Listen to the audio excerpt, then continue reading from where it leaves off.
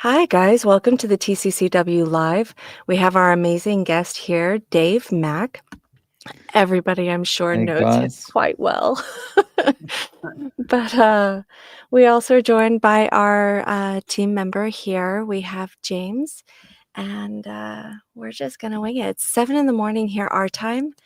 Not sure what time exactly it is for Dave, but I know it's late. Oh, it's not too late. It's only 8 o'clock. Oh, see, that's my bedtime. Oh So I get up at 4 a.m. So 8 o'clock to me, I'm like, wow. go to sleep. It's time for bed. Most definitely. I am not Wow. I used to be a night owl person for sure, but since getting up so early now, it's 7:30. I'm looking at my watch like, all right, Yeah. I'm Um done. I I've found over the years as I get older, my bedtime gets earlier and my waking time gets earlier. So it's Yeah, like I guess you hear about all the retirement villages in Florida and stuff, like people yeah. go out for dinner at 3 o'clock in the afternoon or something. That's gonna be me in a few years. It's already me and I'm only in my 40s. Oh, well, too funny. Yeah, I think, whenever my husband and we talk about like, "Oh, let's go out and do this," and everything starts, like, after 7:30, and I'm just like, "Okay, hold on.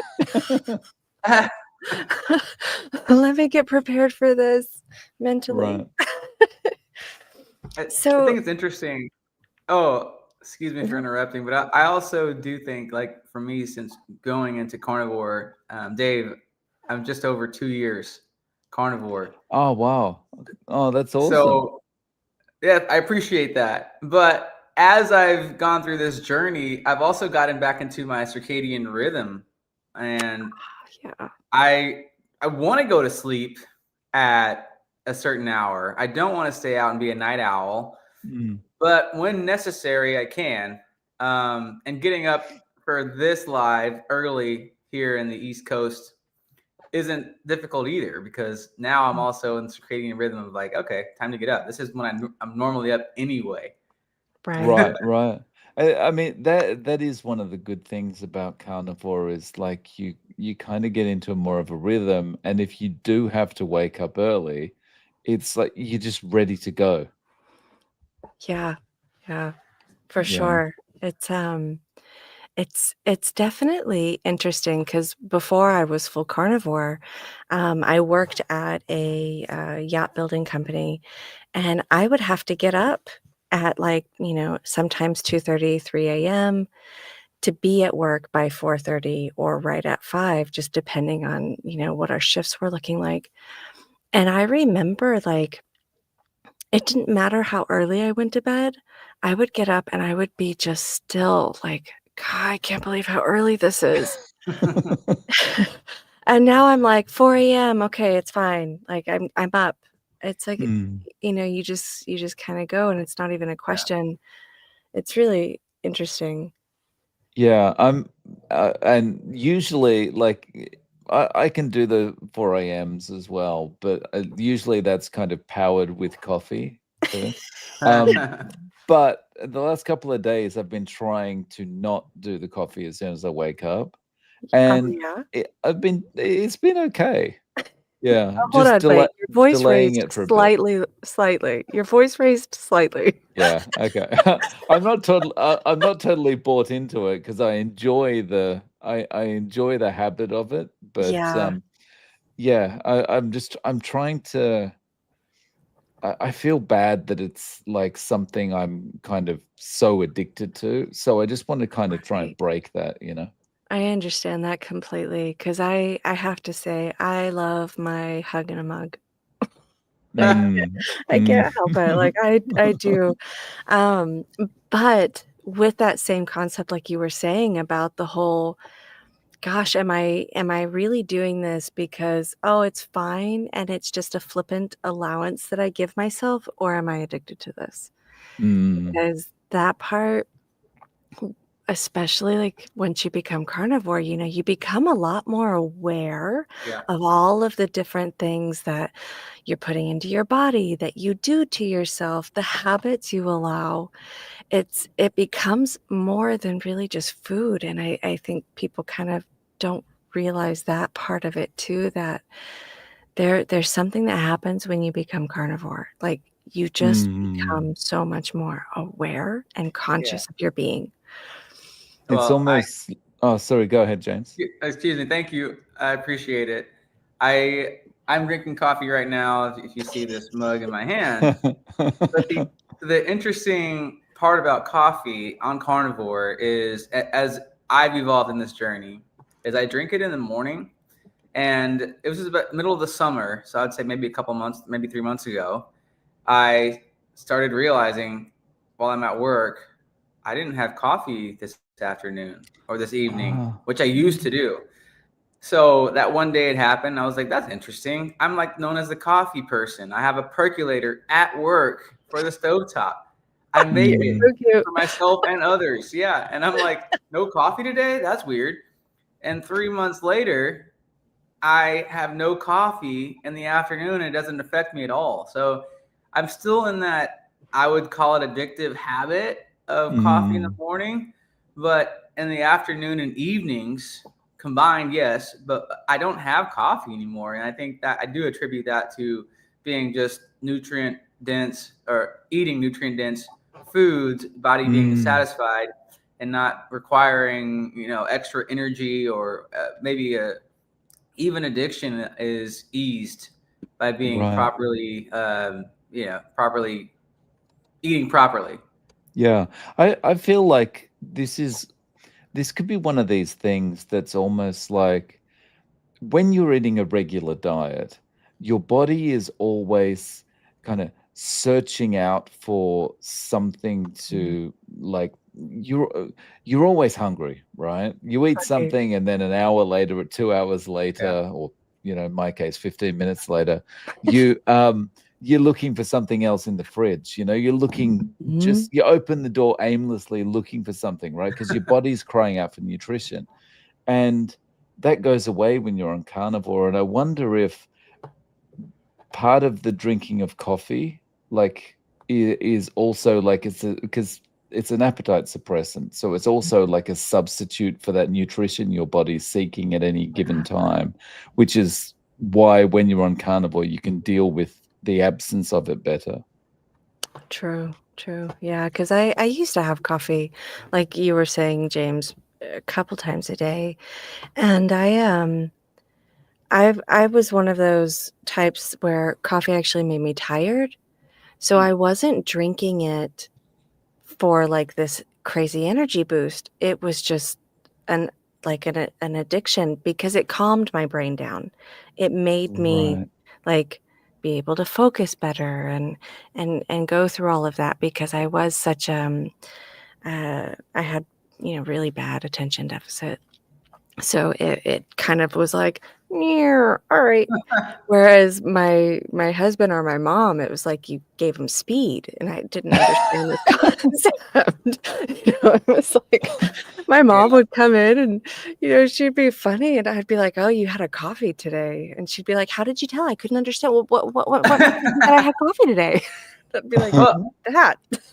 we we have a mental health pandemic in the world, Mm, and no one's calling it that.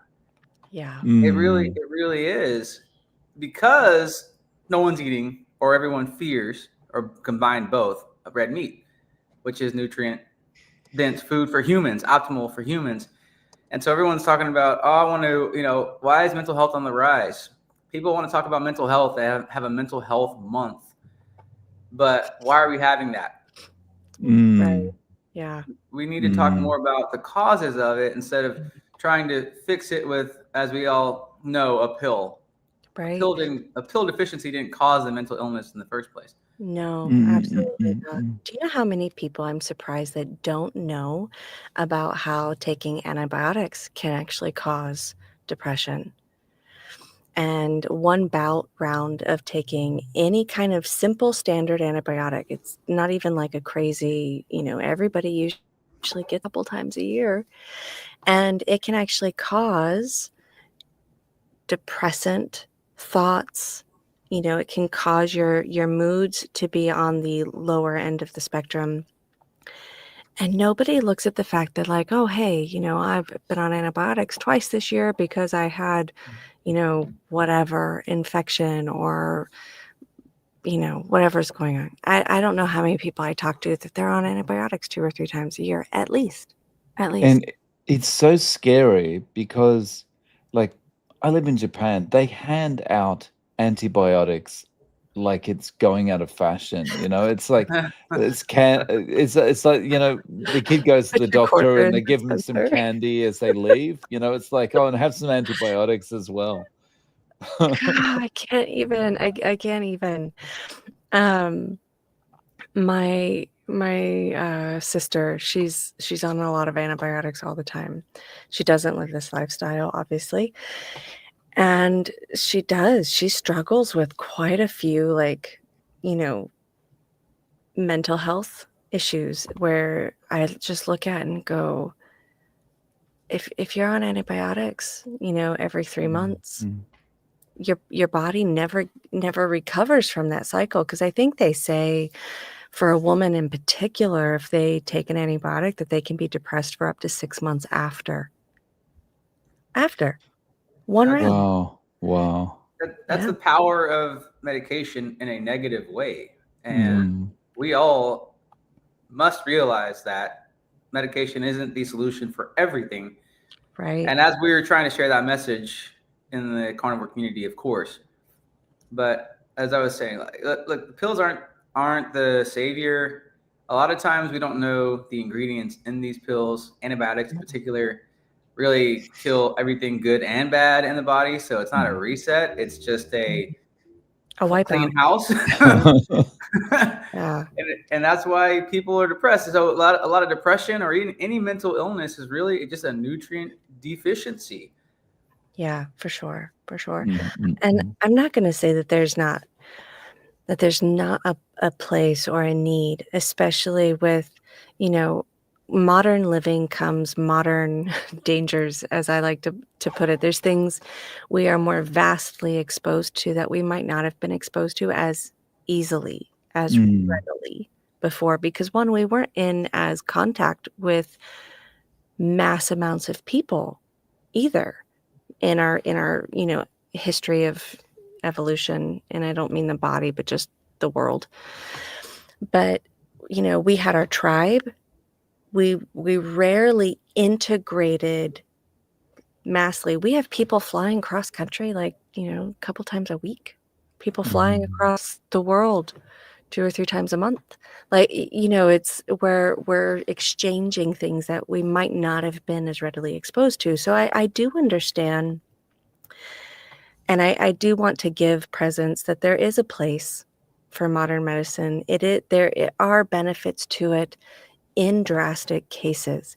And I'm making this point because I do kind of like dog on doctors in Western medicine quite a lot in our, our conversations typically. So I'm like, there is Awesome. a place. I'm down for some of that. I'm like, that's all I do on Twitter. Okay, I don't have Twitter. So tell us, what are some of your hot buttons then? Because let's get into that. Yeah. So there's so many. The first one is calories in, calories out, Oh, we love and the that. stubbornness that people, like Lane Norton. Yeah. Yeah. So like Lane, the way X works is similar to like Facebook or YouTube now. Like you see someone's post and like you click on it, see more or something, and then X goes, okay, so you want to see more of this now. So they're just kind of like recommending, and so Lane Norton is always like calories in, calories out is a thing. It's like losing weight is all about energy balance, and these carnivores, they're absolute idiots thinking that calories don't matter. And like I replied to one of his posts and I said, I see you've been reading How to Win Friends and Influence People, Oh, Lane. nice. He never replied to me. But Oh gosh, don't let my secret out, guys. but yeah, it's just like calories in, calories out is like, I know on a very, very basic level, if you're saying Right, if you don't consume as much, you're going to lose weight. Or perhaps if you're right. suffering from some disease that's through overeating, then maybe that's going to go away, right? But Right. the thing that gets me is like, just for the mainstream medical profession, it's just like it's Yes. calories in, calories out all the way. Nothing else Oh, matters. If absolutely. carnivores are losing weight and getting healthy, it's because they're eating less calories because they're not Yeah. as hungry. Right. That's like, the That's body total is not BS. that simple. No, it's No, not. It's not. I learned the phrase from the Carnivore Worldwide community, by the way, which is Kikopaths. And I had never heard that phrase, but Psychopath. oh, yeah, I think, we call them psychopaths. oh, Sicko sicko. Okay. psychopath. I've Okay, been internally saying psychopath. Kiko. Yeah, Okay. psychopaths, yeah, no, Psychopath. So um I always respond to psychopaths by saying that there's a discrepancy of 20% in and 20% out at a minimum, yeah, going for a total of 40% error rate at a minimum, meaning calories in. Food companies have 20% discrepancy to list what's on their food product. right. So then you want to also include that at a minimum 20%. Then you expand that on to the generally recognized as safe, at least here in the US, which we use as the acronym GRASS. So that doesn't have to be included in that discrepancy as well. So you're looking at a calorie and it says 0. Well, no, that's not true. It could be a whole lot more. Right. And then finally on the outside, meaning like calories out, first of all, if you before wearables, because these have 20% discrepancy as well, technically maybe even 30%. So, oh, my watch told me, oh, my phone told me I lost this number of calories in my walk today. Right. No, that's a discrepancy. How about you wear 3 watches on the same wrist at the same time, and you're not going to get the same result? Proof. Right, I actually Right. did a somewhat, kind of comparison. I had gotten one of those wearable rings Ah, and yeah. my watch, and so I was wearing both of them. I wore both of them for about a week together straight. I mean, there were some days that one of them would be almost 2,000 steps further along than the other one. I wore them the same amount of time, the same places, they all went with me the same same thing, so it's like, yeah, it's definitely a general perspective, and people take Mm. it as, like, you know, by the book, it's hands down what's perfection is to, "This is what I did," and I get it, and I understand it. Um, I've been guilty of, like, dot to dot number tracking on myself in the past, and I've gotten better about that for sure, but the calories in, calories out thing really, really, really pisses me off when it comes to the medical world as well, Mm. because when before I was ever diagnosed with my whole cancer story, for years before that, I was going in going, "Something's wrong, something's wrong, something's wrong," like, all of these symptoms I'm experiencing, and there was at one year that I gained about 70 pounds in less than a year, and I kept going in, and I'm like, "Look, I'm getting really dizzy spells, I'm really lightheaded, I'm extremely tired, I can barely, like, open my eyes. Once I'm awake, I'm already tired. Like, Mm. something's not right." I would be so sluggish, I'd be irritable. I gained 70 pounds in a year. Like, this is like, something's not right. Everything that they told me for years, different doctors. So it wasn't like it was just one culprit of an ideology. I went to probably 5 or 6 different people in about 3 to 4 years, right, trying to figure out what is wrong with me. Because at that point in time, I was, let's see, 24. I had just turned 30, 31 years old. I wasn't old, right? Like, I was just barely getting into adulthood in all reality. And everything I was told was, well, it's just because you're overweight. If you just lose the weight, all of these other, mass amounts of symptoms that you're experiencing will go away. It's just because you're fat. Like, literally, this is the That's blatant point, right? Like, oh, it's just because you're fat, you're experiencing this. And I remember thinking, but I wasn't fat when the symptoms started. Like, I was right. like, Explain that one, Doc. right. And then Oh, sorry, go ahead. their entire concept though was, you just need to keep reducing your calories.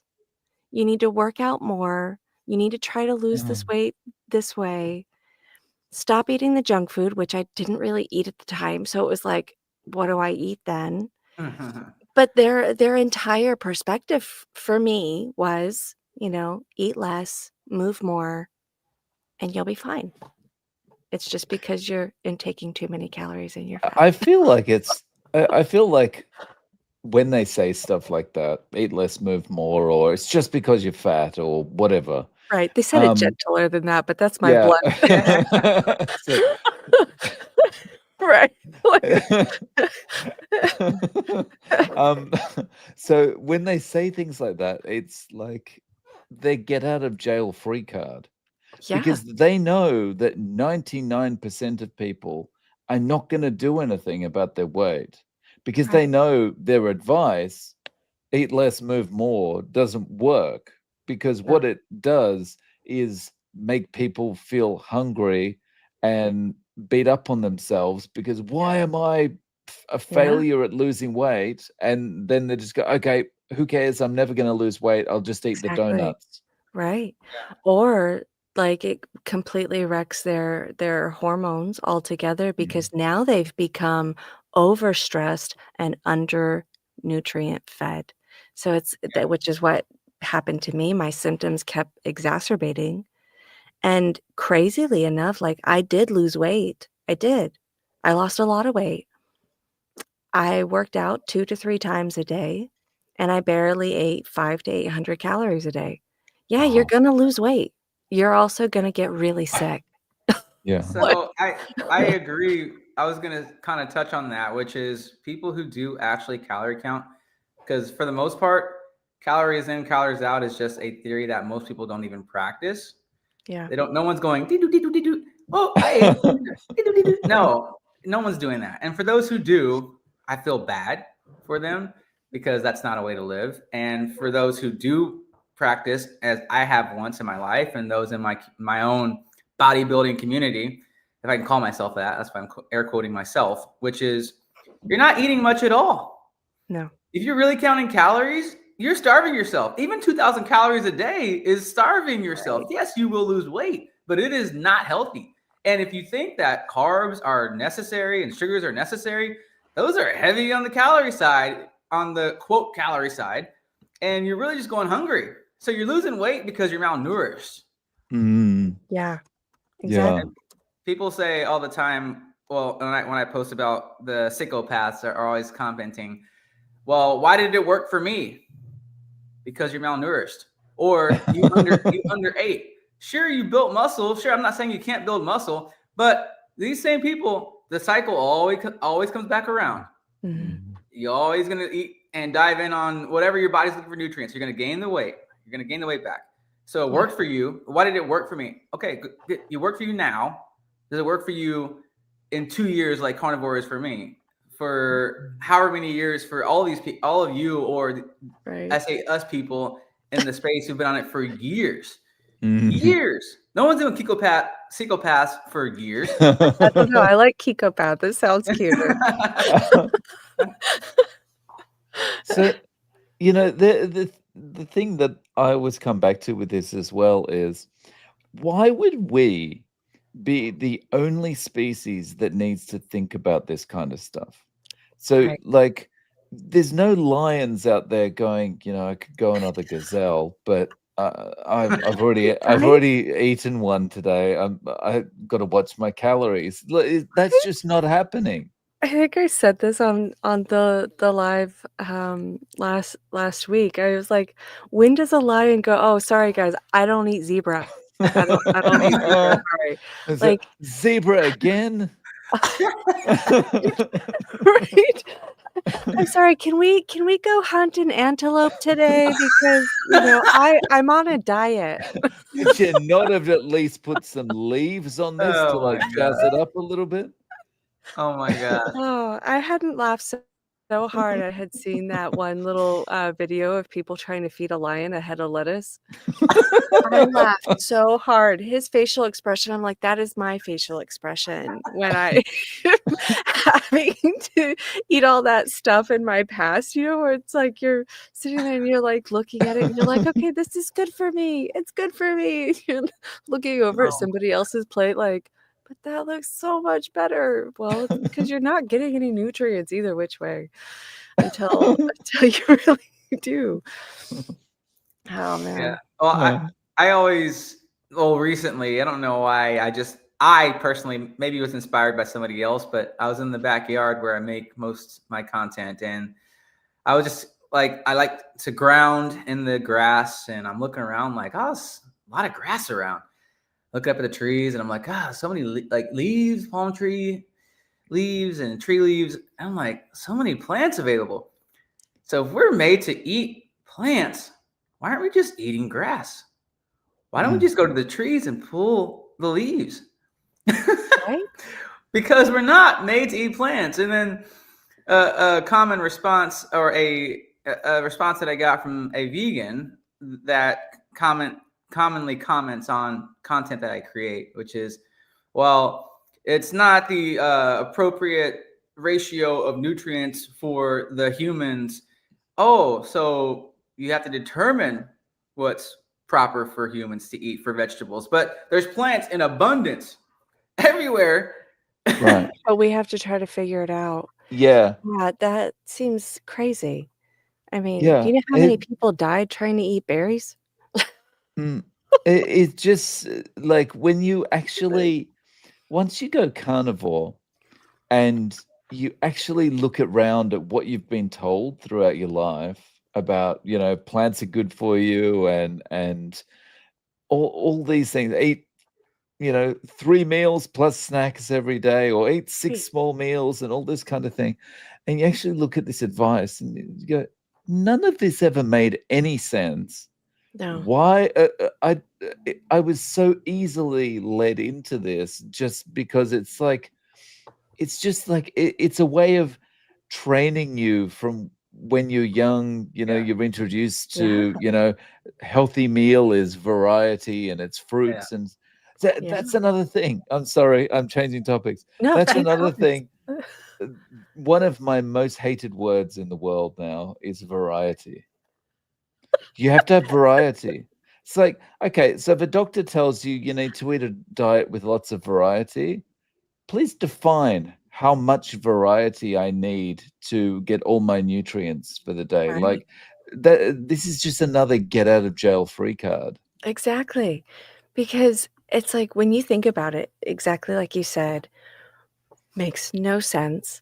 We go through growing up and I go, "Okay, if I'm running around playing this like back history and I'm looking around, what actually is edible?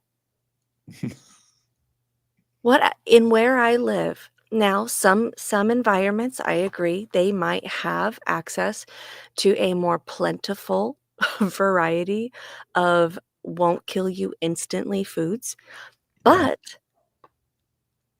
not anywhere I've ever grown up in the US, and I have lived all over this continent, and I can't run around and just go find food easily that's Yeah. not Yeah. meat-based, right? There, Like, there's no random Brussels sprouts anywhere, no. like No. Exactly. And I'm just like, I'm not getting any purple cabbage. I'm not just running along going, oh, let me get that purple cabbage Yeah. over there. I mean, it is such an asinine perspective that we've been taught, but we're taught this from such a young age. I remember being in preschool learning about the food pyramid and, how we need all these different little layers and steps. And I had kind of forgotten about how like indoctrinated that whole dogma is from Yeah. such a young age until my 3-year-old yesterday actually we're like going along and he's becoming more aware of there are things called vegetables and there are things called fruits which he's not been exposed to a lot. I'm not saying that he's not been at all, but it's so rare that he couldn't tell you what broccoli I don't even know that he could point out what broccoli is because I don't feed it to him. Yeah. But because of TV shows that he's starting to, have more of a cognition awareness to, like he said something to me yesterday. He goes, "Mommy, we like bananas, right?" And I said, "Well, not really." But he doesn't really know, like, he knows visually what they are, but he doesn't like, they've never been in our house since he's been alive. And I said, "Well, no, not really." He said, "Are they like vegetables?" And I'm like, "Well, they're plants." "Yeah, we don't eat vegetables." I said, "Yeah, we don't eat vegetables." And he's like, "Okay, do we eat kiwi?" I'm like, "No, I mean, no. If you need to survive and there's no other food around and you happen to have a kiwi, sure. But no, we don't really eat kiwi." And he's like, "Okay, yeah, vegetables aren't that great for us." I said, "No, not really, baby." And he's 3. But I realized in that moment of like having this conversation, pretty much every other kid that's in preschool, in kindergarten right now is learning the exact opposite. Because that's what our educational system is Oh, feeding them. so that's a topic too. I don't want to go too far off, but education We don't system. we don't have a topic, we're just here. Okay. Education system, I egress out of that with our kids. My husband and I have determined that we're not going to the public school route. Absolutely not, because of things like this, because of the foods that are, look, there's, at least in the US, there a lot of schools have no whole milk. Whole milk is Yeah, not allowed. demonized, yeah. Carb heavy meals. The protein, I can only imagine where it comes from. It's probably some sort of powder dust added with like hot water Yeah, for ground extremely beef. processed. Mung bean paste. And yeah, and then obviously soda and snack machines everywhere. There's fast food in schools now, like fast food brands, like Yeah, taco ends with a bell, and among other yeah, things. So yeah, like public school is not an option. It's a zero option in our household. And also with things that are taught as well. You talk about the food pyramid or my plate, which is current now, yeah. which is not relevant to optimal human nutrition. No. It's very relevant to optimal corporate profits, though. Yes, it It's- is. Yeah. Can I get a ding, ding, ding on Yeah. that one? Well, Bingo. someone from our community posted yesterday or 2 days ago that there are 2 food suppliers who, the largest food suppliers, fund the public schools Yeah, and the prisons throughout, I believe, the United States, if I want to recall that post properly. But I won't call those 2 food suppliers out. I can, anyhow, it's just like, it is what it is. yeah. We're just feeding a lot of people every day this garbage, and we're It less than is. optimal. It is garbage. It and is. and I wanted to also just make the point as well, kind of to what someone was saying earlier. Celine, I think it was you. We travel cross country every other day. Some people do, which is fine. But don't blame the cows. You want to sit in a garage with a jet engine running, then do that. But you want to blame the cow. It Yeah, doesn't make sense. yeah. That Mm. is such a joke in the whole world, and that's a worldwide, like, fight that they're trying to push. Mm. It's so crazy. Like, really, guys? Really? The cows have destroyed our entire ecosystem? Are you guys, like I think the environmental argument for why we shouldn't be eating meat is just so ridiculous. You know, it's like, you've got vegans there saying, "I'm eating, I'm being good to the environment because I'm eating only, vegan products." And they're holding a pineapple and an Right. avocado in the middle of winter or something. And it's like, Yep, well, where did the pineapple come from? yep. Where And they're tipping where the did it get nuts shipped to? out of a, what do you call it, a plastic bag and all this kind of thing. So I'm being really environmentally friendly. It's it is such okay, so that one's definitely a hot topic for me, like, that is such a hot button for me because the whole concept of being vegan, mind you, I was vegan, I was vegetarian for a very extensive portion of my life. So it's not like I'm over here going, "Oh, I don't know what that concept is like." I lived it. And but the perspective that you're vegan out of morality is so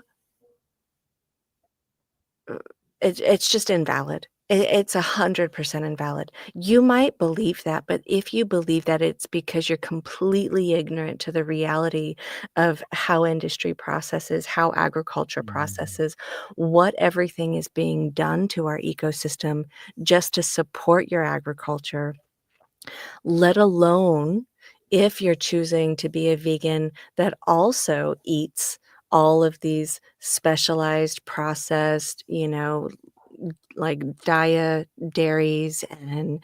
Impossible Burgers and Beyond Meat and all of that garbage and go, "You guys realize that these industries, these corporations that you are 100% supporting who give you this false ideology that they are in your moral background because they're vegan." It's like, do you know how many animals are killed just just to farm all of your agriculture? Which it's like, it's not like I'm against agriculture in general if it's done properly, but that's not what's happening. Mm. Do you know how many chemicals that are being put that, yeah, that product says organic, but I mean, it's kind of organic. I mean, there's so many loopholes to get away and still get that label on your product that it's not necessarily chemical free. And that's being poured into all of the soil and is completely destroying the biological ecosystem of our soil. Then guess what? That leaches into our waters, which is completely destroying the whole cycle of the entire fish system for our waters, let alone the pollution. And guess what? Now that also goes into our atmosphere when we go and everything gets absorbed and now it's rained down back into the soil. And we're completely polluting the entire planet to support your vegan concept of morality. Mm. Mm. Bullshit. Well, I'm sorry, I call bullshit. that true, as well as look, people create constructs. Humanity has done this. Say there's black, there's white for human skin tones, and well, there's a concept of you're better than and you're less than in the past. I'm not saying that exists completely today. And what I want to try to get at is that there's a construct that's built from the vegan community about animals and plants. Yeah. Well, look, we're all humans. Everything on the earth is living. So any animal is living, of course, but also any plant is living. And this is going to take it a little bit extreme, but I bet there are a lot of vegans out there who have their plants and they're like, "Oh, you're looking like you're struggling. Let me make sure I feed you. Let me pour some water on you. Let me make sure that I give you some plant food. You're feeding a live a live Right. object." It is a live Mm. being, and that Thank you, being. that in itself is it's like, how do you detach that life is any less than anything else? So because I eat meat, my taking of that life is worse than your taking of the life of the carrot and the cabbage and the potato and whatever else you choose to eat is such a crazy construct as well, because it's like, well, who decided that that one's more important than this one? And they Mm. go, well, they don't feel anything. Well, guess what? They've already proven through research scientifically that, well, that's not true either. They experience stress and duress. They go through hyper states.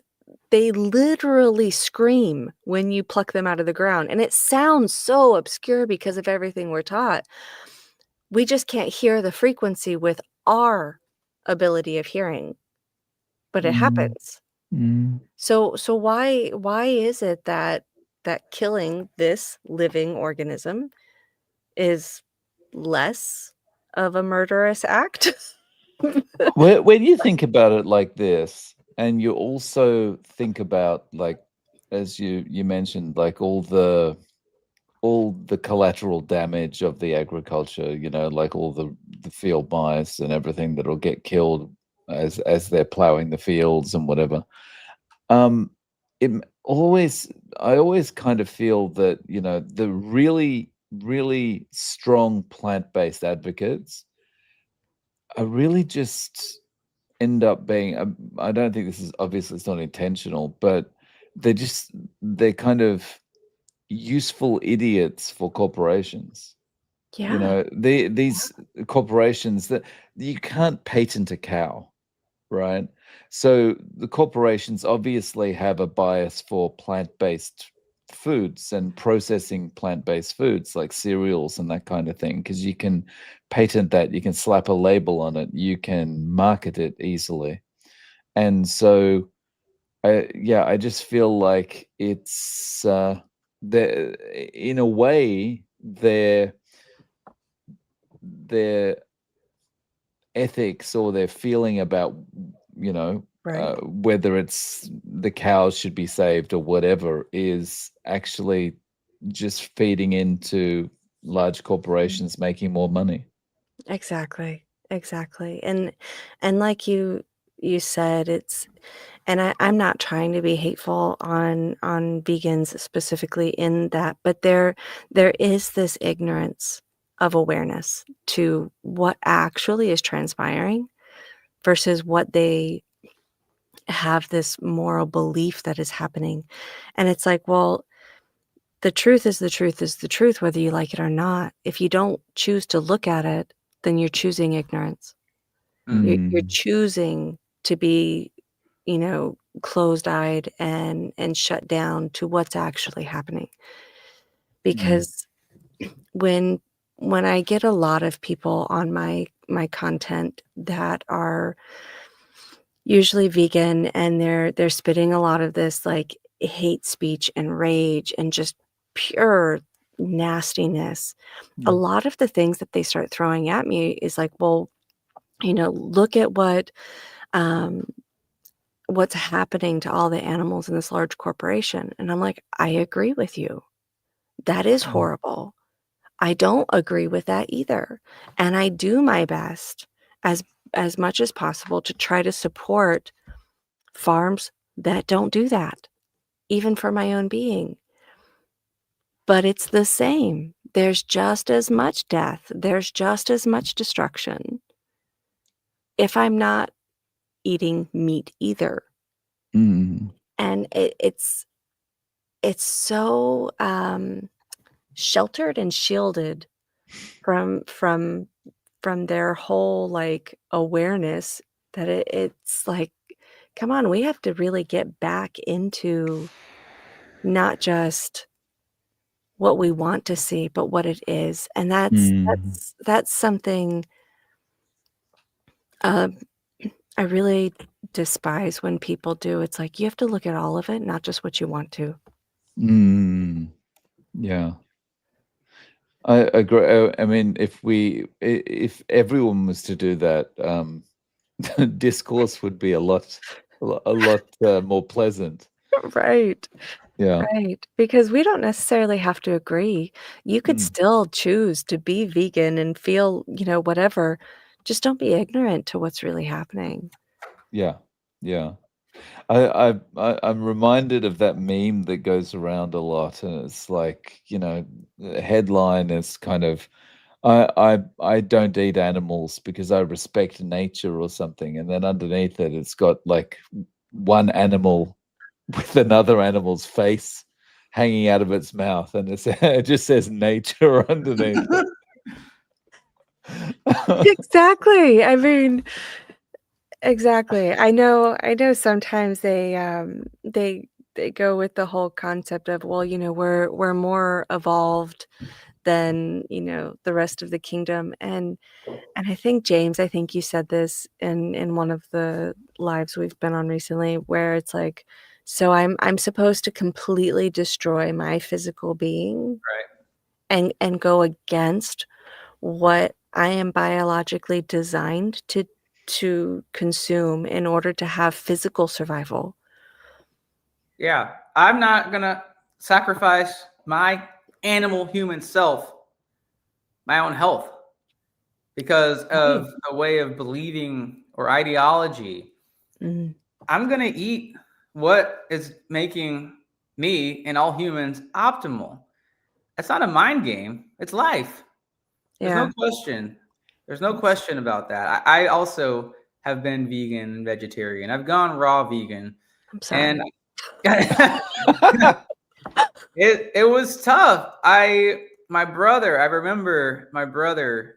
I was at his house back in Houston, where he's still in our hometown, and he looked at me. And I had a bowl, a huge bowl full of lettuce, and I was just eating the lettuce, watching TV with my hands, and I was like, I'm so healthy. I'm eating all the greens, and I'm losing weight. I'm feeling. And he goes, what are you doing?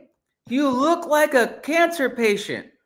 And he was screaming at me. I mean, it is funny, and we laugh at it now, but in the moment, I was Right. like, wow, like, why are you so mad? He had that really genuine like concern when he was yelling. And so I had to realize at that moment, like, okay, maybe I don't look healthy. Maybe me being lean. Look, let me compare it, by the way. I'm 180 pounds now as a carnivore, and I've mostly maintained this weight as a carnivore over these 2 years plus a week or so. And as a raw vegan, I was 180 pounds. I look night and day at the same weight. Yeah. Right. Malnourished, nourished. Right. Raw vegan, carnivore. Right. Very different. I'm 180 pounds both sides. And I have pictures to prove it. I just don't like to post about it. But I just like, all this is all scrunched up. I got at least something in my cheeks now. If I have you can't see all. Look, this I was like, feels oh, like are we stripping now? I'm just trying to show my shoulder here. Like there's Yeah. actually muscle here, and it's lean muscle versus Mm. just no muscle being raw vegan. So again, comparing weight to weight, just night and day difference. That Mm. that's a funny part too, because when I was going through all of that and I was, doing my whole like calories in, calories out and trying to reduce everything and eat my, 50 pounds of, vegetables a day. My facial structure was very like round and puffy. And it's like, well, I'm not the thinnest I could ever be now, but my face isn't like swollen, I guess would be the word. And I never realized that until I look back at pictures now and I'm like, "Oh man, that's really not healthy looking." Like I was Mm. inflamed rather Yeah. significantly. And there is a difference, but according to everybody, I mean, I was eating healthy. I was like Mm-hmm. the epitome of like doing all the right things. Mm. Yeah, Well, it looked bad. yeah, I thought it was interesting too that so many. Number one, keto is the new processed food term. Like Oh, man. that's just crazy. But also, vegan is the same thing. It's a processed food term. Yeah. That if you unless you're raw vegan, if you're vegan, for the most part, a cake that's made with seed oils and not eggs is okay. And to that point, I will never forget at a work function, there was a lady, nicest lady, great human, but she had a plate, and these are big plates. It was a buffet style, and she had a cake on the entire plate. No joke. And she's eating it, and she's looking at me, and she's like, "I can't eat anything else. I'm vegan." Shock. Wow. That doesn't mean it shouldn't mean that you can eat a cake. The whole That's all cake. that takes, the whole cake. Right. So get back to basics. That's how confused we are though as humanity. That we think being vegan, claiming vegan, the word vegan, and then living it through processed foods isn't what's going on, Ron? Hey, What's up, guys? isn't where it's G'day. at. We bounce in and out here. How you doing, Ron? I'm good. Beautiful Selena, Mr. Cool Hello. Dave. I can tell you're cool, man. Look how you're dressed. That's awesome. Studley James. Cheers. Hey, Talking what's to up, you in Ron? person for the first time. That's awesome. It's been a So minute, Ron. Welcome. it has. Yeah, I have about 10 minutes. As I'm getting ready for work, I'm coming to you from my studio that I always film a lot of my videos in, my work Love van. it. Yeah. Coming to you live from the road. From the road. I was listening to a lot of what you guys were saying, and then for the last 5 minutes or so, I didn't know what you guys were talking about because I was off. But I have something burning in me, and if you guys don't mind me interrupting, I would like to talk to you guys about some stuff. Go for it. Awesome. So recently, what's been burning on my heart with the whole calories in, calories out thing is there's so much of America and probably the world too that think it's all about weight loss. We've been hearing it a lot. It's just about weight loss. It's just about weight loss. And for me, prior to my carnivore journey, it was about weight loss. I would lose the weight. And like you, Selena, I would gain 70, 80 pounds in a year Yeah. and just feel like totally different, totally bad, totally depressed, anxious about everything. In 2018, I was suicidal. I tried to take my life in a couple different ways. I went to work one day and then I wanted to drive head on into traffic. My mind was just in a spot where I couldn't take it anymore. I'm like, my life is not that bad for me to feel that way. Yeah. And then the next day, I had a black Expedition with black leather interior, and it was a hot summer day. And I cranked my heat on in my car, and I sat in front of my house, with the heat on all the way, windows up, and tried to cook myself because my mind was in a spot where I had come to this dark spot. I had no idea how. And then once I got to carnivore, I started realizing that a lot of the food I was eating as a tradesman at the gas stations, at the fast food restaurants, were having an effect on my brain. Yeah. And so when it comes to calories in, calories out, we're not hitting the things that actually matter. Weight loss will not cure depression. It can Exactly. aid in helping, but it will not cure depression. It will not cure anxiety. And I know this because I fell off the wagon on carnivore, and almost instantly, my mind started going to a dark place again. Mm. It was the sugar, it was the carb addiction coming back, telling me that I'm not worthy, I'm not good enough. I shouldn't be here. I can't bring anything to the world that's good. And that like I said, instantly happened to me once I started consuming sugars and carbs again. Yeah. It's not about weight loss, guys. It's never been about weight loss. We need to keep sharing our stories because they're so important when it comes to healing the body, healing the mind, Like, this is more than just eat meat and lose weight and feel great. It's eat meat, Yeah, lose weight, feel great all the way around. Optimal Mhm. health is more important than weight loss. And we absolutely. need people to see that. And people are not seeing that. And I don't know why. They just want to argue. Like flat earthers versus globers. Like, why are we arguing? We all live on the same planet. Let's make it the best planet we can make it. Yeah. Mm. Sorry, Mm. that's all I really wanted to share. That was burning on You my don't heart. have to be sorry. That Yeah. is, I'm so grateful that you said that. One, I didn't know that about you, and I know that place because when I first found out that I had cancer, I was a single mom, and my son was 8 years old, and I wasn't eating, carnivore, obviously, at the time. I was eating like a standard healthy diet. So I lived off mostly salads and vegetables. And, I would have an occasional like Quest bar or whatever as like my treat, which is processed BS. And Labeled healthy. right. Yeah. But the calories were, they were in the right ratios. And where I live where there's lots of different islands. So I'm sure, Ron, like you're kind of familiar with that, where everywhere I go, I have to go over a really big ass bridge everywhere I go. And there's this one bridge. It's the tallest bridge in North Carolina, and I drove to the top of it. My son was staying the night at my mom's house, and I remember sitting there like, I can just jump off and it's done.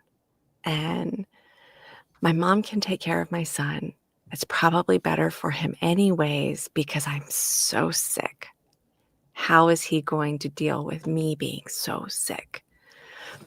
And my diet was completely mostly plant-based with a few of those specialized, keto snacks. And I wasn't even keto at the time, but they were, they had the right ratios of no sugars and no whatever. But mentally, like you said, the darkest thoughts, the most absurd pass-throughs are what happened for me. And the moment that I became stricter keto, which wasn't long after, those mellowed out quite a bit. And of course, since I've become carnivore, I don't have them at all anymore. I have memories of like, oh man, God, remember when I drove over the bridge and this was what I was thinking? But I don't actually experience the, what do they call them? The intrusive thoughts anymore. And you're right. It's like the calories and the weight loss is secondary. If you heal, those things come, Yeah. but And your again, health I, is I most never I important. never thought about that before starting the carnivore diet. I've never been a single mom before, Selena, but I looked like I was pregnant before. But I didn't I didn't know prior to carnivore what food actually did to my body other than Mm, made me gain weight, made me lose weight. right? And then when you're on carnivore and you feel that darkness lift, Mm, me being a man of faith, in moments you feel like darkness lifts because you're focusing in, you're praying, you're doing these things, and you're like, in moments you have clarity. But when the clarity comes, when the darkness lifts for an extended period of time, you're like, wow, I never knew I can feel this good all the time. And right. then you add that little bit of carbs back in and you're like, oh my gosh, that darkness comes back with Mhm. food. Mm, That's crazy. Yeah. Well, I- the spectrum exists, and I want to just try to create a little microcosm of what you both expressed, in my opinion, in my experience as well, which is when you're eating not proper food, lots of vegetables, raw vegan, carbs, sugars, then you are actually, or we as humanity are actually teetering towards death. Mm-hmm. And those thoughts are going to pick up because that's how we are teetering. Now, the opposite is true from my experience and us in this on this live, which is when you eat optimally, you lose the thoughts of death. You think more about positivity because you're eating properly. So I think that's the spectrum that people don't realize the power of optimal nutrition. Obviously, brainwashed into thinking that plants, sugars, and carbs are normal. Anything but red meat is healthy. That's what most people believe, but it's absolutely false. And as well, I see some comments as well, very similar thoughts on losing their lives. I've also been there. And I told myself now, when I'm back in that place, or if I ever was back in that place, I wish I just knew, eat properly.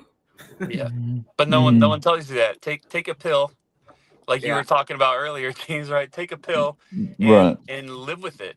It's a band-aid. You never fully lose the depression. You manage it with a pill, and that's not a way to live. No way to live. It's not a pill deficiency. Yeah, yeah, Yeah.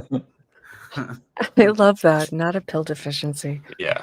Yeah, absolutely. So I thank you for allowing me to come on and share that.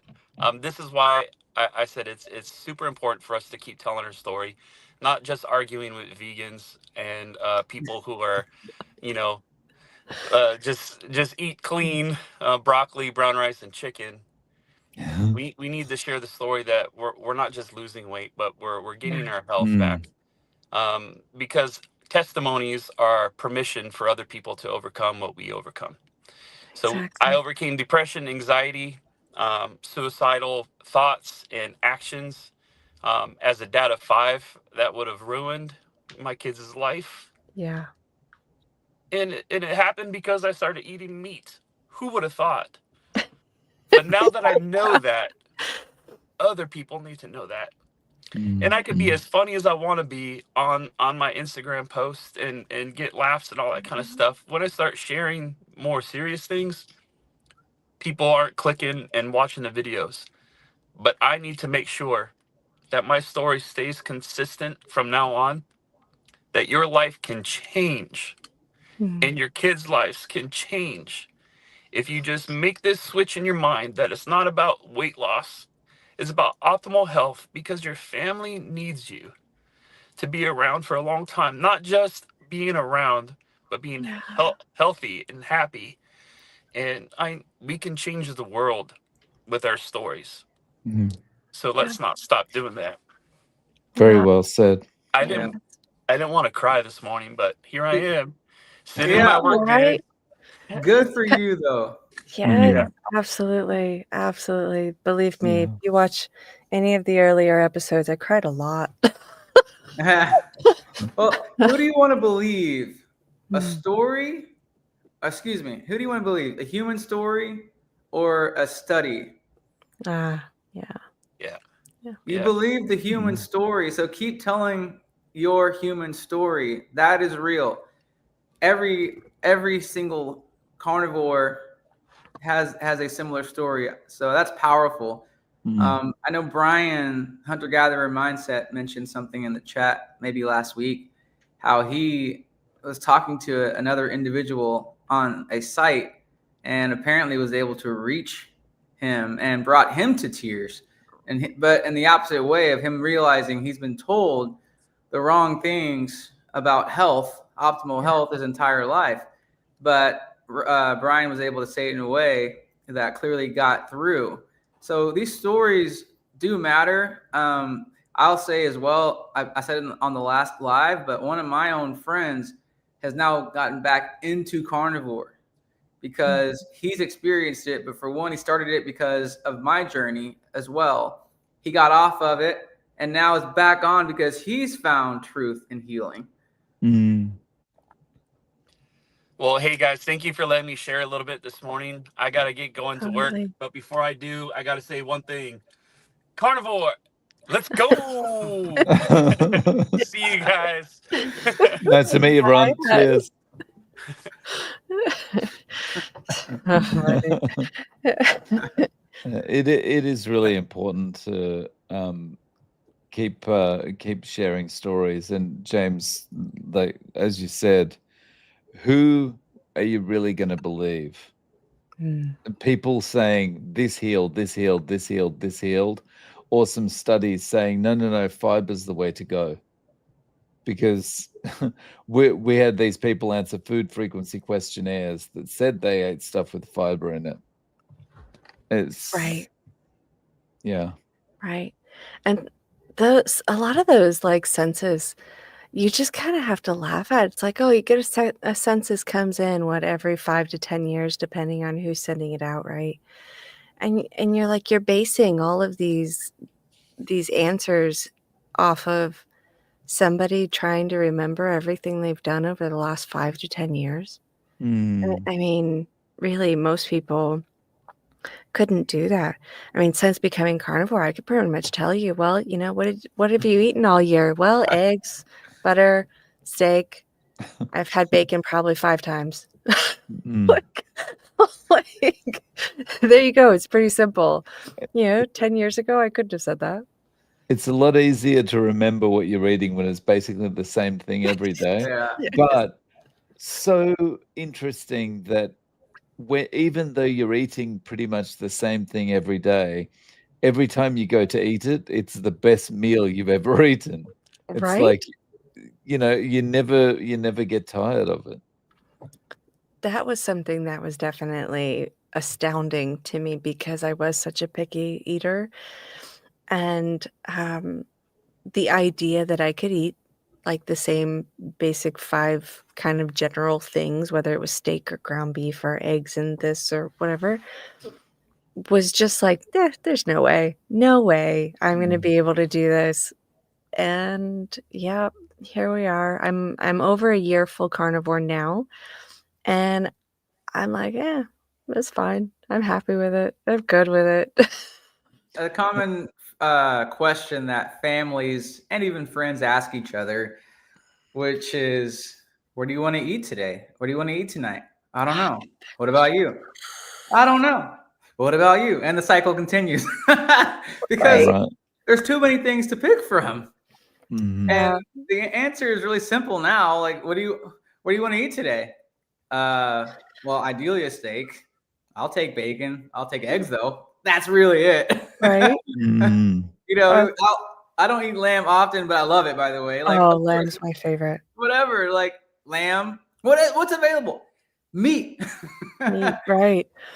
My Mm. husband gets the question, because he usually eats like a steak or some sort of like roast meat every day for lunch. He gets anywhere between 8 to 12 eggs every morning for breakfast. So when he comes home at the end of the day, I ask him, are you still hungry? It's simple yes or no. All right, do you want, you want steak or you want eggs? What do you want? Which one? It's pretty simple. There's not a whole lot. I do like kind of mix it up a little bit for our 3-year-old because he is a rather picky eater. But so sometimes, he'll get the odd, carnivore pizza, but gosh, I don't think I've made it in months.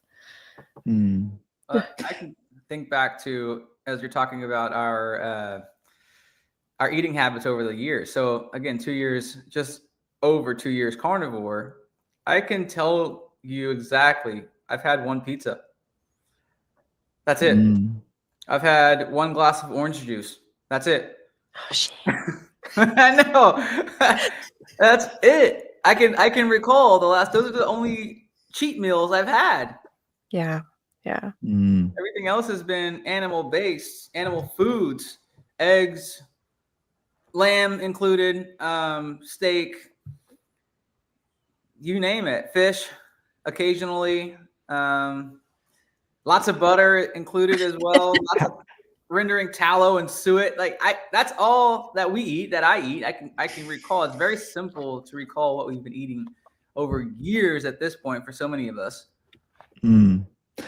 How about chicken? Are you eating chicken? No, I eat chicken wings. Yeah, I say that with a little distaste, so to speak. It's just not where it's at.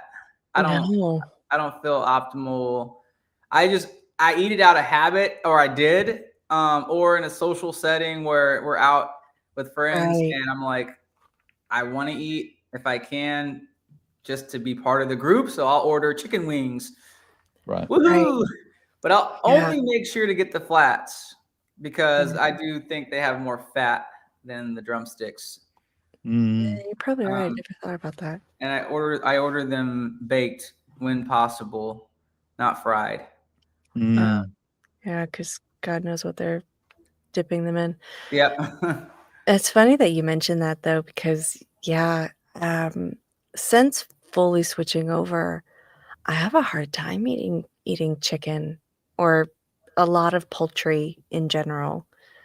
it's just not as satiating, you know? Mhm. It's Well, and it's even got like and it doesn't matter. So I've gotten chicken from there's a farm that we'll get quite a bit of our chicken stuff from whenever we do.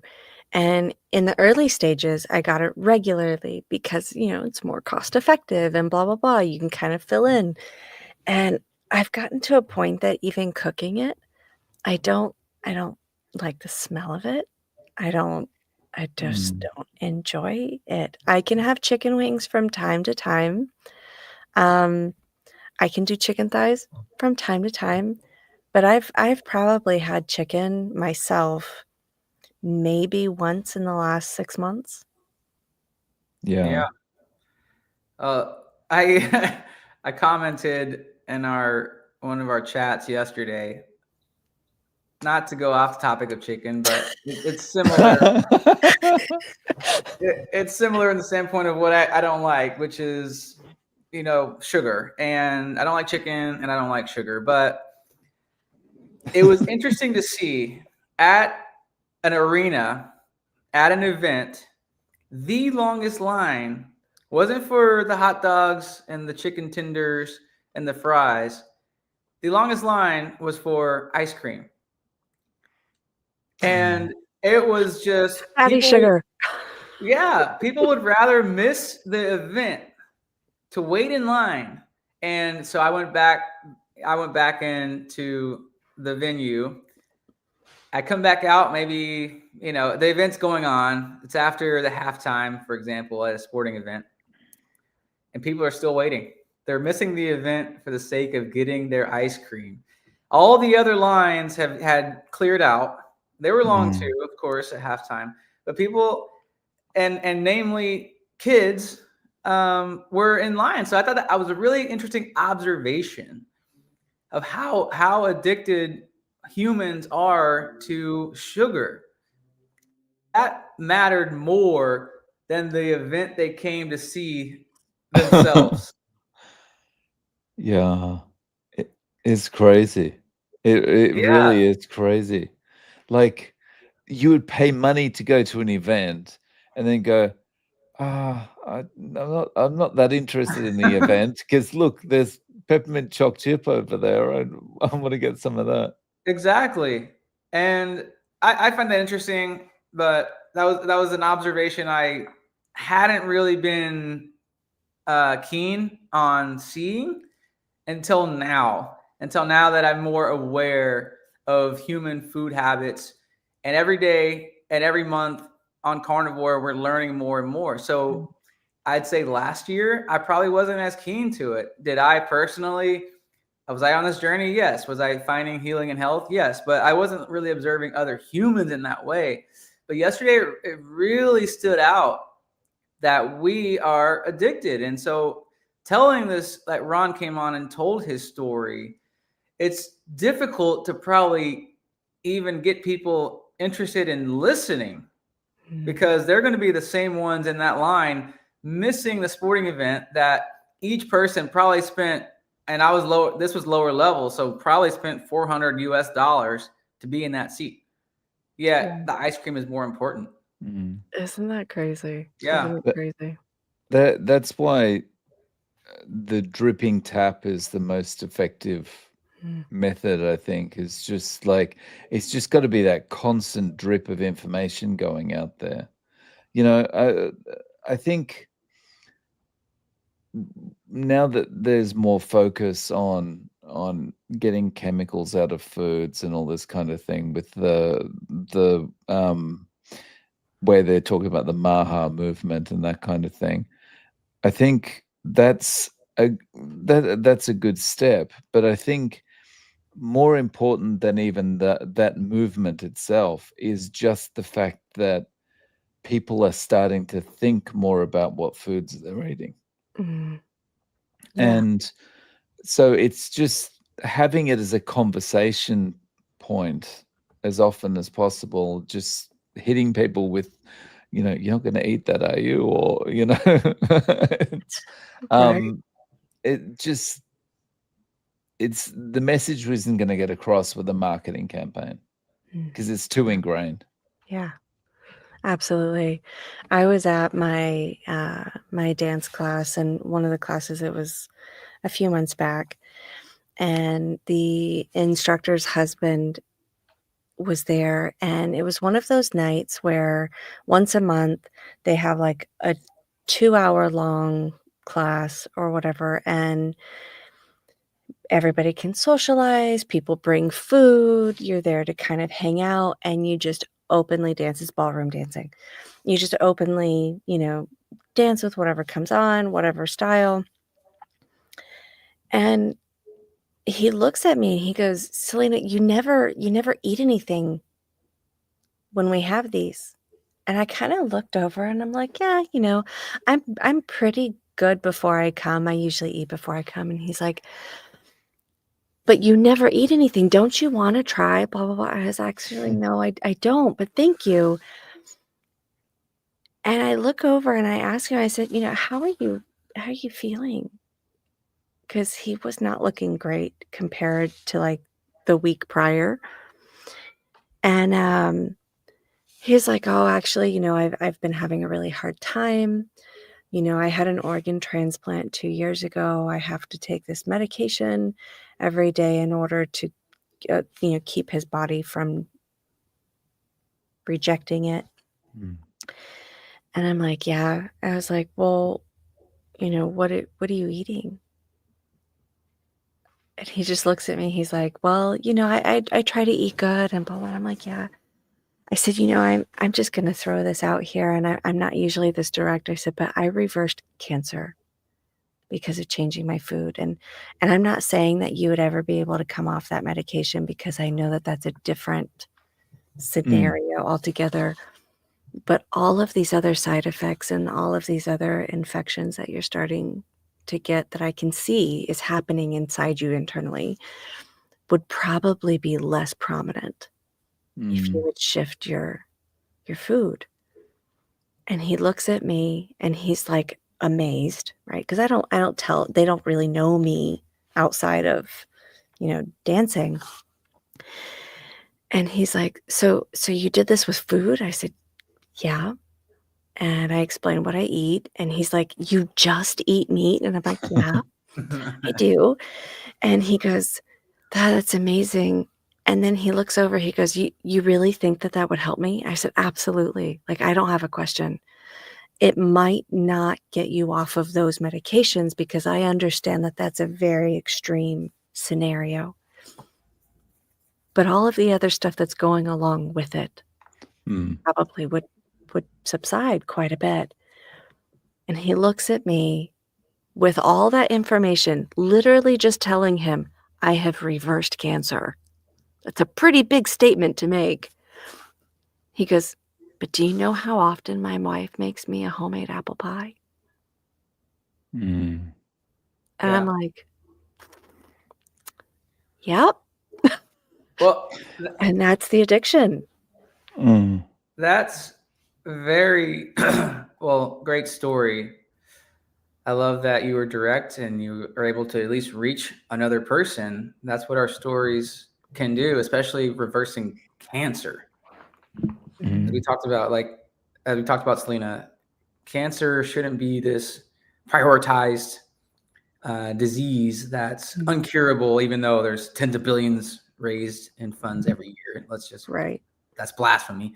But to the point of the home life, yeah, I do think at home it's getting back to basics, getting back to when my dad, before he passed just over a year ago, he wasn't eating any real foods, and he was in the mindset that steak and red meat was unhealthy. And yet he was in a modern disease state, and our house is filled with, at my main house, not my current house, my family house, was filled with processed foods all the time. And when he was getting sicker, I recall on my ride to the airport with my brother just saying, he needs real food. The same way he was yelling at me, telling me I looked like a cancer patient when I was raw vegan, I had that same energy back to him, because he's in town. He's in Houston as well with my dad, and he has the ability to help influence what he's eating. And he didn't cook anything. My dad did not cook. So everything was brought to him in the form of processed foods, or it was cooked for him. And he was not eating any real substance, any real food. He was eating fruit packets, which were soaked in sugar water, also not helping at all. He was eating, waffles with sugar-free, quote, air quote, sugar-free syrup, which wasn't helping the process, because that's a sugar substitute, which could be causing more chaos in the body. So ultimately, I was just pleading to my brother, please help him eat real foods. If he's scared of red meat, which he loved, by the way, instinctually, then eat eggs, then eat fish, then eat chicken, anything, but to stay away from all these foods. That's where he got into, or maintained, really managed the disease state, was eating not those foods, and including processed foods in it. And again, the Jell-O that the doctors say it's okay, the sodas that doctors say okay, is not helping. I recall seeing he came back from a doctor visit, and the sheet of paper printed from the office said these foods are okay. And it was a list of basically just junk all the way down. And never did it say eat real foods like eggs. They're following protocols. Right. Protocols that are getting sicker. Go ahead, Dave. It's shocking. It really is. You go into a hospital and they give you junk. It's criminal. It's like, it's almost like when businesses try and sell you their product so that you'll need another product. So like Apple does, like you buy a monitor, but then you got to buy the stand separately and all this kind of thing. That's what hospitals are like, like come in, we'll fix you up, but then we'll give you the food to make you sicker so that you'll need to come back again. Yeah, as Brian said it well, I think yesterday, which is the conveyor belt. Just conveyor belt you in, push you out, you'll be right back in. Also, to the point I made earlier about the two largest food suppliers, at least here in the US, are also supplying hospitals. Not only the schools, public school system, not only the prisons, but also the hospitals, and the majority of restaurants within at least the United States, all coming from two suppliers. So what food are you really getting? Hey, I want to go to this restaurant today because I want to get their healthy food. No, it's the same food you get at McDonald's, the same food your kids get at their public school. It's the same food that your grandma, grandpa are getting in the hospital. There's no difference. It's terrible. Yeah. Oh, sorry, go ahead. You go ahead. You go ahead. Oh, no, I was just, it's terrible. It's terrible. Yes, Sorry. it is. I actually have a question for you, Dave. In light of recent events amongst carnivores, and why are you smirking? I feel like you know what I'm about to ask you. I have a tingling feeling. What is your feelings, thoughts, opinions on the reintroduction of a lot of carb foods, or the backpedaling of some of the carnivore lifestyle, or as some people are trying to co-claim, animal-based and keto as if it is also carnivore? What are your thoughts on So, these recent experiences? my thoughts, excuse me. My thoughts are, you know, I'm supportive of any level of ketogenic diet, but Right. I was kind of, I'm very selfish, so I always look at things through my own lens, and through my lens, there's no room for plants in my diet at Right. all, because as soon as I have something, it could be a cashew nut, it could Right. be a tiny piece of cake, it could be a bit of, I don't know, a bit of sweet potato, it could be anything.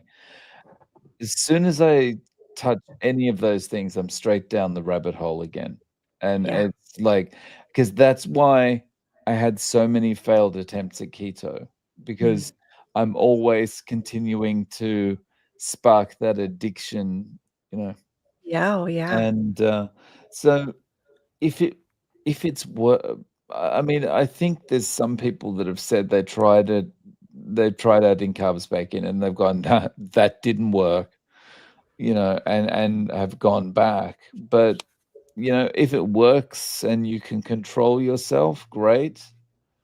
But yeah, it's not something I can do because I Yeah. can't control myself. It's the same. I'm a smoker or I'm not a smoker. I'm a drinker or I'm not a drinker. I'm Right. eating carbs or I'm not eating carbs. There's no half measures. Yeah. For sure. For sure. I know it's been I would say a tidal wave that seems to be hitting the carnivore community in a whole, and I'm not just talking about like our little subsection. I just mean all carnivore communities in general, where a lot of our big, I don't know if idol's the word, but our like spearheaders into carnivore are kind of like backpedaling about oh, bread from time to time is fine as long as it's not every day, and a few of these, and I just kind of went, gosh, that's really confusing for people who are really leaning on their information from these particular sources and are not as well educated and versed in what is actually happening, as in the same shot we are all barely figuring out what humans are capable of in the first place anyways. um and it's just been, I have to say, rather interesting that it just also seems to coincide with the timing of a few publications recently as well. Yeah. Right. Well, I call these people the carnivore pillars. Mm, Just word choice. And either you're in or you're out. I absolutely do not care if you are a pillar or were a pillar, or if you are going to switch, then you were out as a carnivore pillar and you go ahead and be a keto pillar. Go ahead and be a carb pillar. That's fine. I respect right. that, but I'm going to own my carnivore. I'm going to own my health, and I don't need, and I think we should all take this on, is I don't need, or we don't need these pillars to determine our own lives, not my own life. Somebody says, "Oh, I'm going to add carbs back in." Good for you. You're out of carnivore. Bye. It's the truth. And somebody else He's can like step in. the Sparta crew. This is Sparta. Yeah, that's true. Somebody else can step in and be the carnivore pillar, because carnivore is lived. You don't get to claim carnivore. You don't get to claim it because it's trending. You don't get to claim it because you want to add carbs back in and add fruits back in. Carnivore is lived because you don't eat those things. You eat only animal foods. That is what it is. So carnivore pillars, if you want to do carbs, or if you want to talk and preach about carbs, Get off the stage. See ya. I'm not going to follow you. I mean, I'll follow, but I'm not going to follow that advice. Oh, dang it, James. Oh, nothing. I'm not going to follow you. Straight up. Cut. Out. I'm living that life. We're living that life. Yeah, I'm with I'm I'm sorry, hold on. I'm with you, Dave, in the sense of I don't mind what somebody chooses if that's what's best for them. Like any step as close to carnivore based living is always a better step than none. In that same shot, I'm sorry. In that same shot, with what you're saying though, James, like agreed. If you're choosing to add back in a considerable amount of plant foods, and you're going to have carbs from time to time as a regulatory time to time, not just like, oh, I decided to go ahead and experience this while I'm in Peru visiting on vacation. I had this one meal. Okay, whatever. Like enjoy it. Do what you do, but as a regular experienced thing, yeah, you're no longer carnivore. That's not carnivore. That's animal based, or that's keto, or but it's not carnivore. And I think that's becoming a confusing blurred line for people, because yeah, a lot of these, as you say, pillars that were carnivore, who are now kind of advocating acceptance of these other foods and plant bases and more carbs, and maybe you should up it to 100 grams, and I'm like, that is not carnivore. I'm not opposed to what you decide is best for you, but it's not carnivore. We can't keep calling that carnivore. Yeah, it's just 100 grams of carbs. That to me, that just sounds ridiculous. Given Right? That's 100 grams of water retention every time or 400 grams of water retention every time I consume that. It's like, right? Yeah. I'm like, yeah, my joints in the morning will be aching profusely. Not for me. And it's interesting too. Like I that's where I've learned on carnivore that we have our own independence. We have our own identity, and we found healing and health eating a certain way, which is meat based, which is animal based, meaning no carbs, no sugars, no vegetables. Let me clarify animal based here, because people are going to say, what does that mean? But at the same time, I saw a post from one of the pillars who now clearly got influenced, because what used to be common in the post was the word carnivore, which is fine. You don't have to use it, but it's interesting. Bacon is good for you, and here's why. You can have the bacon fat too, but never does it say carnivore, never does it say animal-based foods. It's never identifying in the carnivore space. But again, I'm talking about carnivore pillars, where every single post would use these words. Here's why you may be able to add carbs back in. That's what we're getting from these pillars who previously used to be focused on carnivore. So there's influence at play, in my opinion, because there are, again, some of these same people who have spent over a decade Yeah. in the carnivore space, and suddenly it's not okay. Mm. Suddenly carbs are okay. Here's why you can't. No, just stop. Right. And that's why I said it's very interesting how it just very coincidentally seems to coincide with the release of whatever that paper is. I can't even remember the name right now. But it just seems too coincidental. And I try to step back from my own personal perspective and go, okay, so why would somebody choose to basically flip their script? And it's like, well, okay, if you're a doctor, there could be that perspective that, their license might be at risk because people might be trying to potentially go after them, to discredit them, to, take away those things that actually give them credibility.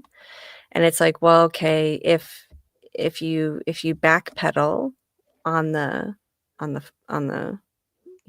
social front a little bit and kind of go, maybe it's not so bad, but yet you're still able to physically help people on the backstage end of it. It's like, well, okay, maybe that's what they're doing. And Mm. I'm trying to give some grace to some of that, but in the same shot, it as as a person who has to stand against a lot of people for what they do or say or feel or try to protect my kids from, it's like, well, if we don't stand up against the people who are giving the financial pushback or the threats of taking away your license or and stuff like that in these pretty big medical fields, well, then are we just giving in to allow it to be the Mm. ruling? We hand over our sovereignty. We hand that over our physical being altogether because, I mean, if no one stands together, if no one decides to be that wall front, speaking of Sparta, decides to be that wall front, well, then, what are we doing? Mm. What are we saying? Yeah, go ahead. Tell us what we can't do for our health anymore. Go ahead and take that card away from us. Mm. It's So kind of a they don't sorry. get to. Yeah, yeah. Yeah, they don't get to. So that's the only thing I want to keep suggesting to anybody who's questioning is, if you found healing and health eating fatty animal foods, and eggs are very fatty, by the way, for those who aren't aware, then good for you. Keep doing it, Mm. because you got into a state of carnivore lifestyle because you were unhealthy, or most of us were unhealthy. I was looked like a cancer patient at one point in my life, according to my brother, his words, but I'm sure they were accurate. So we get into a less than optimal state because of carbs and because of sugars. And people often say these things is the sugar and carbs are the body's preferred fuel source. They burn first. Well, fast does not mean efficient. No. Fast means inefficient. If you have your vehicle, if it's battery powered and you have to charge your vehicle every 3 hours, you wouldn't buy that vehicle. If you Mm. have to gas your vehicle every 3 hours, you wouldn't buy that vehicle. So your vehicle as a body doesn't need recharging every 3 hours. That's not efficient. What Right. is efficient is running on ketones, getting into ketosis, running on body's fat stores. Yeah. Yeah. Mm. So, and just to follow on from what you just said there, James, about the carbs being the body's preferred fuel source. That's such a that's such a load of crap, that when they say that, because um, if carbs were the body's preferred fuel source, well, then no, actually, it wouldn't be. Alcohol would be your body's preferred fuel source because that gets burnt first, Exactly. right? And no one's running around claiming that. Right. So and this is the problem, Somebody this is the ranty kind of thing that I get back to when I think about the doctors online and stuff, they want to have it both ways, Yeah. right? They can't like extrapolate the argument all the way to the end, and say, oh yeah, well, hang on, alcohol would be the primary fuel source in that case. So we can't say that. Let's say something else. They just stick with the middle of the road. They want to have it both ways. Yeah, it alcohol definitely burns first, but that would not be optimal for human health. So by that logic, of course, but I think the world needs to open up to remember we're born into ketosis. We remain in ketosis, and through our breastfeeding months. And it's only when we eat the processed foods where we get into glycolysis. So the nature's way of optimizing human growth in infants is in ketosis, and it's the same thing for adults. So I think humans, the global population, needs to really know that. I don't think a lot of humans even realize it, that we're born into ketosis, and that's the optimal metabolic state of being. Running on ketones, I mean, for me personally, is just night and day. You can't really express the overall benefits of ketone life. What I'm trying to say is you have to live it. Explaining it to somebody who's never lived it doesn't make sense. You're just talking to a wall. Yeah. Agreed. But yeah, as far as brain functionality, that's the top tier. Obviously, presence of mind is up there as well. Awareness. People ask all the time at work, like, how are you not tired? We're in the busiest season of work right now. We're just coming off of it, and people constantly say, like, I don't think I can do that, or I'm worried about my people. I'm worried about people burning out. Like, what about you? I'm worried about you. I'm okay. I'm okay. My brain is moving on ketones. I'm not focused on I'm not focused. Sorry, I got a message. Got me distracted here. I'm not focused on the carbs to fuel my brain. I got ketones for that. I got stored fat for that. Yeah. All right. So I'm going to have to cut you off there at the moment, James, as interesting. Yes, we do have ketones for that. We go for days. But we are going to have to close us down for today. We have been going for quite a while, a little bit of a time. So I am going to say goodbye to everybody. I'm going to end our stream. Dave, thank you so much for taking this time to be with us today. Thank you very much. Really appreciate it. Thank you. And very nice to meet you both. Absolutely lovely to meet you as well. Hopefully I'll get a chance to talk to you soon. All right, everybody, until next time, see you again.